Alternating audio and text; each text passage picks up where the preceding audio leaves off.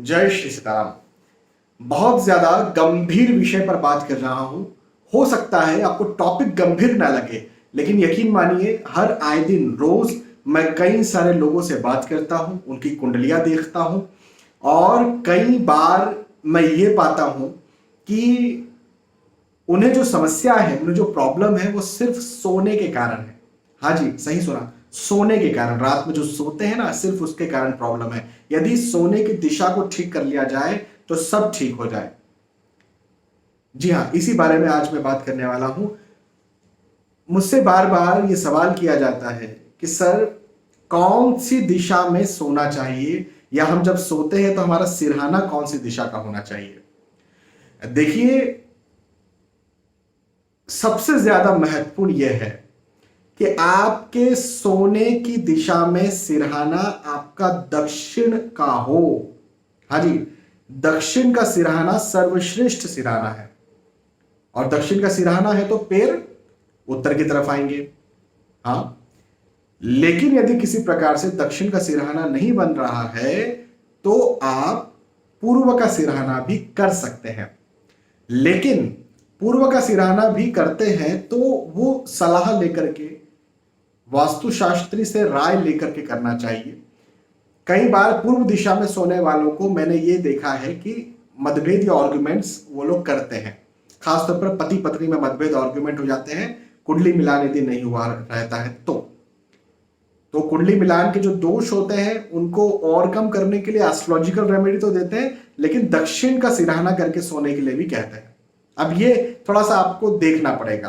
पूर्व का सिरहाना यदि करके आप सोते हैं और एक्सपीरियंस कीजिए क्या मतभेद हो रहे हैं, आर्ग्यूमेंट्स हो रहे हैं। तो पूर्व का सिरहाना भी किया जा सकता है यदि आप स्टूडेंट हैं, यदि आपकी उम्र जो है वो 40 या 45 के ऊपर है, क्योंकि अधिकतर पति पत्नी मतभेद जो है वो यंग एज में ज्यादा होते हैं। बहुत ज्यादा हायर एज में पति और पत्नी दोनों ही समझदार हो जाते हैं, तो इस वजह से उतना मतभेद या आर्ग्यूमेंट्स वो करते नहीं है। तो मैं क्या समझा रहा था, दक्षिण का सिरहाना सर्वश्रेष्ठ है हर किसी के लिए, बच्चों के लिए, बूढ़ों के लिए, मैरिड कपल्स के लिए, फीमेल्स के लिए, मेल्स के लिए, सब के लिए, स्टूडेंट्स के लिए, सब के लिए।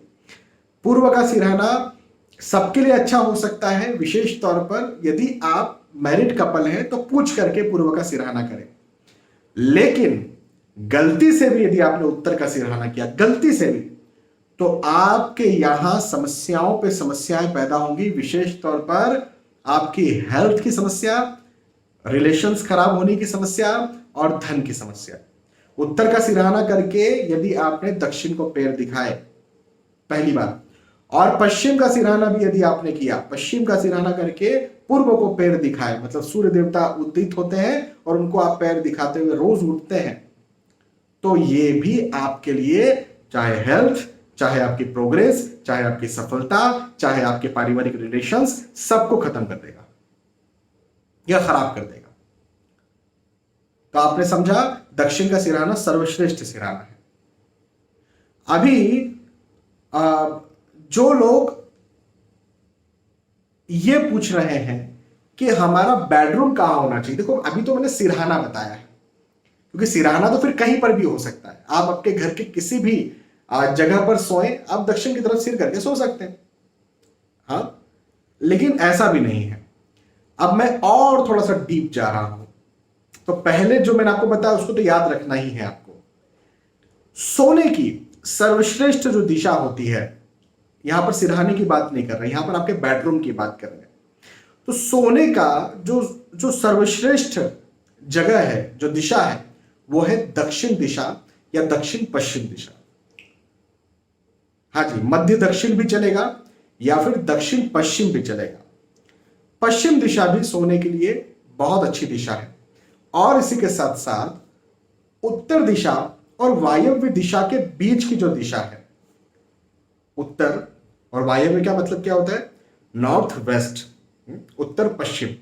तो उत्तर दिशा और उत्तर पश्चिम दिशा के बीच की जगह जो आती है उसको हम कहते हैं नॉर्थ ऑफ नॉर्थ वेस्ट।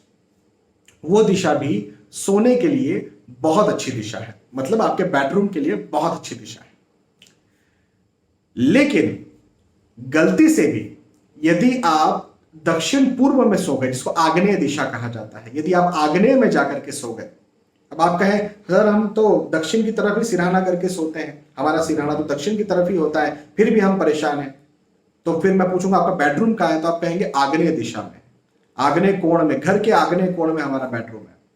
ये गड़बड़ हो गया। तो आग्नेय कोण में बेडरूम होना, ईशान कोण में बेडरूम होना, ये बहुत बहुत बहुत ज्यादा खराब होता है, बहुत ज्यादा खराब होता है। हेल्थ इश्यूज तो देता ही है, झगड़े कराता है अलग, और कैरियर में, आपके आपके प्रतिष्ठा में, आपके सम्मान में भी अवनति यानी डाउनफॉल लेकर के आता है। तो कभी भी आप यदि मुखिया हैं, मतलब आपके नाम पर घर है, तो आपको दक्षिण या दक्षिण पश्चिम में कंपलसरी सोना है। और आपके यदि स्टूडेंट, आपके यदि बच्चे हैं जो कि पढ़ाई कर रहे हैं, जो कि स्टूडेंट है, तो उन्हें आप दक्षिण में भी सुला सकते हैं, पश्चिम में भी सुला सकते हैं, दक्षिण पश्चिम में भी सुला सकते हैं, या फिर आप उन्हें जो है वो नॉर्थ वेस्ट में भी सुला सकते हैं, वहां पर भी उनका बेडरूम रख सकते हैं। अब मेरी इस बात का ध्यान रखिए कि नॉर्थ वेस्ट जो दिशा है वो आकर्षण की दिशा है। मैंने अभी समझाया था ना कि उत्तर दिशा और वायव्य दिशा, नॉर्थ दिशा और नॉर्थ वेस्ट दिशा के बीच की जो जगह होती है उसको नॉर्थ वेस्ट कहा जाता है, वो आकर्षण की दिशा है।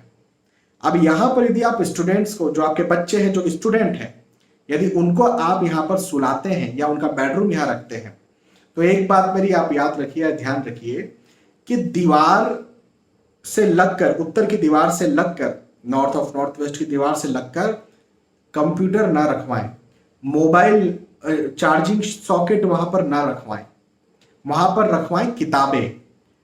जिस एग्जाम की वो तैयारी कर रहा है या कर रही है, उसकी किताबें, उसकी बुक्स, उसकी कॉपीज, वो बैग, उस इंस्टीट्यूट या फिर उस एग्जाम का कोई लोगो हो, जैसे यूपीएससी की प्रिपरेशन कर रहे हैं तो एक लोगो का फोटो लगवा दिया दीवार पर।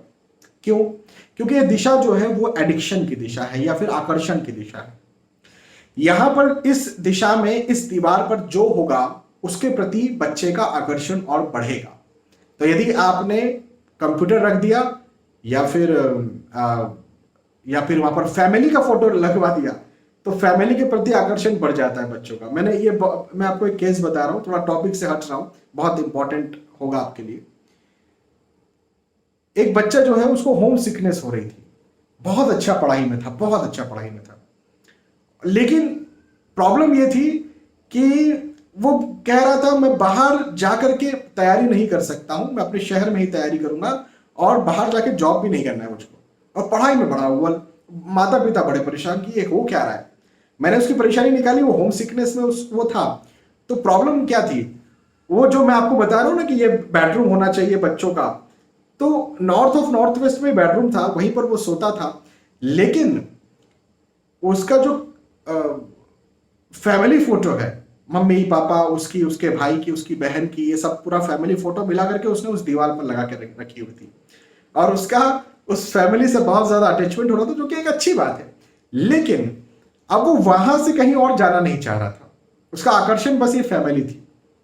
हाँ, तो देखो कहां क्या होना चाहिए, इसकी मात्रा भी सीमित होना चाहिए। मतलब फैमिली से इतना भी ज्यादा आकर्षण हो कि फैमिली वाले ही फिर उम्र में जाकर के आपको कोसने लगे, वो भी अच्छी बात नहीं है। हाँ? तो मैंने वहां से फैमिली फोटो हटवा करके, वहां पर उसके माता पिता चाहते थे कि बहुत अच्छा पढ़ाई में है तो यूपीएससी में सिलेक्शन हो, मैंने यूपीएससी का लोगो लगवा दिया, जो यूपीएससी का जो मेन हेडक्वार्टर है वहां पर बड़े बड़े शब्दों में लिखा हुआ है, वैसा लोगो मैंने एक लगवा दिया मेन यूपीएससी का, और उसकी किताबें वहां पर रखवा दी, और फिर फैमिली फोटो निकाल करके दक्षिण पश्चिम में उसके माता पिता का रूम था वहां लगवा दी। और उसके बाद में उसका जाने का मन किया, 1-2 महीने में, 3 महीने में जो है वो बाहर रहने भी लग गया और अच्छी पढ़ाई भी वो करने लग गया। और मुझे विश्वास है कि वो यूपीएससी में उसको सिलेक्शन हो जाएगा। मैंने उसको प्रेडिक्शन दिया है करीब 1.5 साल के बाद में उसका यूपीएससी में सिलेक्शन होगा या जॉब लगेगी तो हो जाएगा। तो ये बात भी ध्यान रखनी बहुत ज्यादा जरूरी है ना।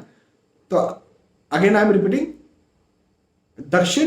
दक्षिण पश्चिम ये दिशा बेडरूम के लिए बहुत अच्छी दिशा है, नॉर्थ ऑफ नॉर्थ वेस्ट भी बेडरूम के लिए बहुत अच्छी दिशा है, लेकिन सिरहाना सिर्फ दक्षिण दिशा का हो और पूर्व दिशा का भी चलेगा, पश्चिम दिशा और उत्तर दिशा का सिरहाना नहीं चलेगा।